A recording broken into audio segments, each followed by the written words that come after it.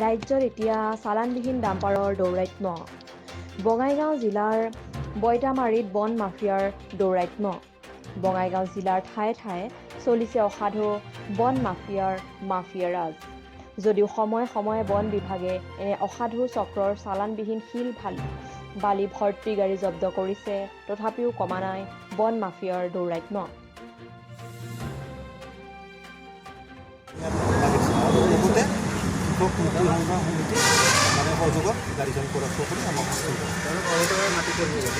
অবৈধভাৱে বুলি মানে চালান নাই যিটো অবৈধভাৱে।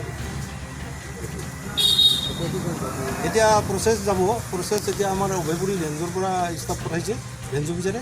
এতিয়া তেওঁলোকে তাত নি প্ৰচেছটো আৰম্ভ কৰিব তদন্ত।